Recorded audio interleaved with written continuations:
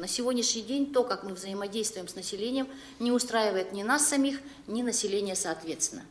Значит, в качестве ярких примеров.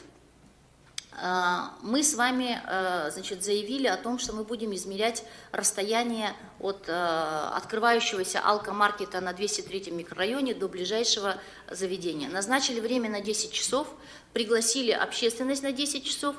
По каким-то непонятным причинам департамент предпринимательства продержал там людей более часа. Более часа люди стояли в магазине и ждали, пока приедут наши специалисты с прибором для измерения расстояний. Вот это как назвать? При этом не пригласили управу, на территории которой, собственно, находится этот предполагаемый алкомаркет. Это наша системная ошибка.